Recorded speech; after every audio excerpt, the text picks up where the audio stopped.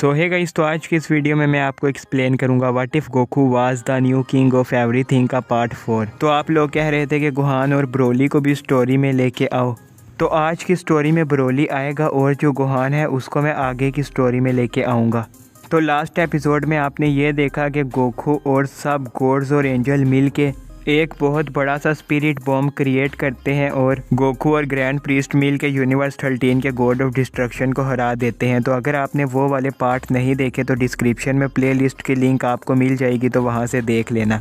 तो इस एपिसोड के स्टार्टिंग में grand priest, Goku, Vegeta, Jiran और हिट टाइम चैम्बर के अंदर होते हैं और फिर वजीटा ग्रैंड प्रीस्ट से पूछता है कि अगर हम इस टाइम चैम्बर के अंदर 1000 साल तक ट्रेनिंग करें तो क्या हम उन गॉड्स को हरा सकेंगे।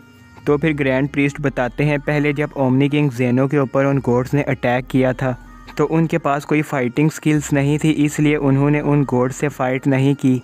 लेकिन अब ओमनी किंग गोकू बन गया है और गोकू के पास काफ़ी अच्छी फाइटिंग स्किल्स हैं। इवन गोकू यूनिवर्स 13 के गॉड ऑफ डिस्ट्रक्शन की पावर को मैच कर रहा था। इतने कम टाइम में गोकू इतना ज़्यादा आगे निकल गया, लेकिन अगर गोकू इस टाइम चैम्बर में 1000 साल तक ट्रेनिंग करे तो तब तो वो गॉड्स गोकू के सामने कुछ भी नहीं, गोकू उनको आराम से डिफीट कर देगा। और अब गोकू ओमनी किंग बन गया है और तुम सब गोकू के दोस्त हो, और अगर गोकू चाहता है कि तुम सब भी जल्दी जल्दी पावरफुल बनो और तुम सब भी हमारी मदद करो उन गॉड्स को हराने में, तो हो सकता है गोकू अपनी ओमनी किंग वाली पावर तुम तीनों के साथ भी शेयर करे। तो उसके बाद ग्रैंड प्रीस्ट गोकू से पूछते हैं, ओमनी किंग गोकू, क्या आप अपनी पावर इनके साथ शेयर करेंगे। तो उसके बाद गोकू ग्रैंड प्रीस्ट से पूछता है कि अगर मैं अपनी पावर इनके साथ शेयर करूं तो इनको क्या फ़ायदा होगा मेरी पावर से। मुझे लगता है इनकी बस पावर पहले से ज़्यादा हो जाएगी। तो उसके बाद ग्रैंड प्रीस्ट बोलते हैं ऐसा नहीं है, अगर कोई ओमनी किंग किसी के साथ अपनी पावर शेयर करे तो पावर के साथ साथ उसका पोटेंशियल भी काफ़ी ज़्यादा हो जाता है। जैसे पहले आप मुझे मैच कर रहे थे, लेकिन बहुत कम टाइम में आपने मुझे भी सरपास कर दिया। इवन आप यूनिवर्स 13 के गॉड ऑफ डिस्ट्रक्शन की भी पावर को मैच कर रहे थे।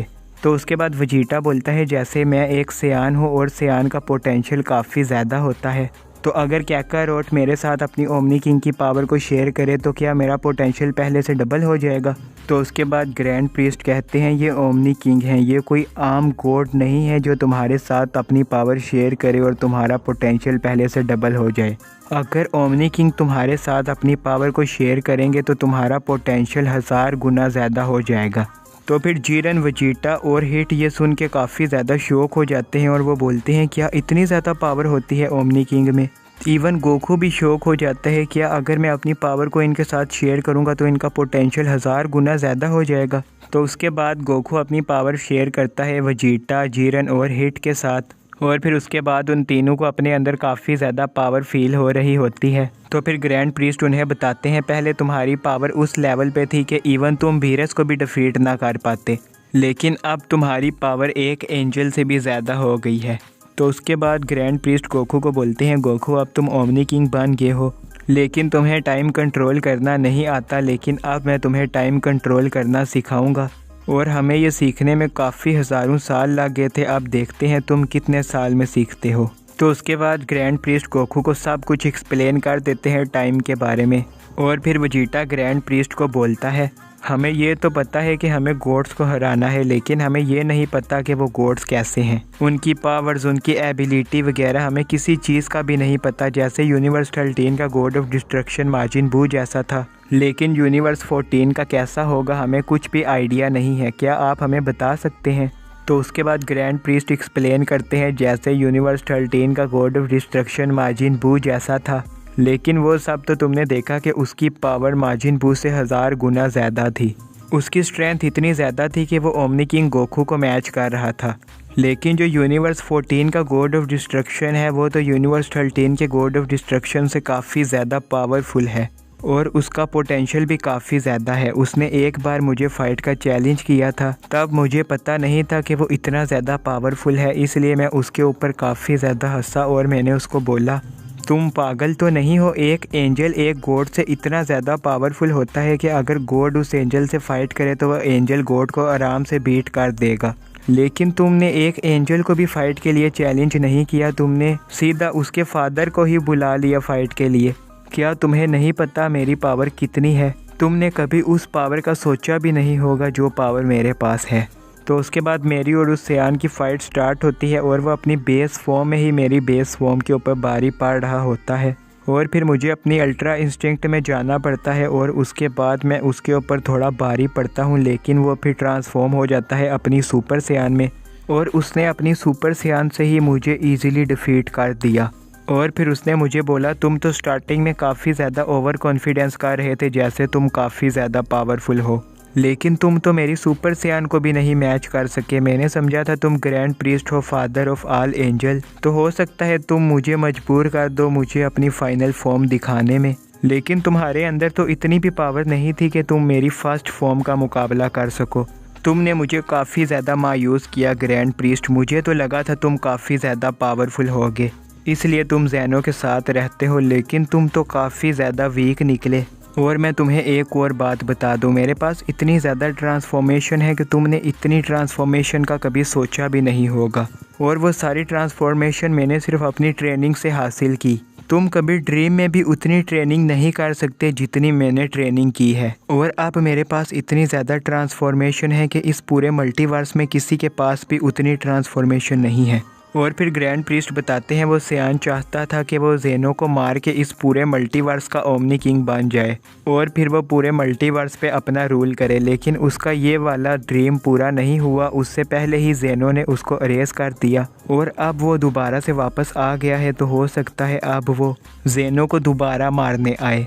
तो उसके बाद वेजिटा पूछता है कि उसने बोला कि उसके पास काफ़ी ज़्यादा ट्रांसफॉर्मेशन है और वो एक सियान है, तो कोई सियान इतना ज़्यादा पावरफुल कैसे हो सकता है? इवन उसने आपको सिर्फ अपनी सुपर सियान से ही डिफ़ीट कर दिया।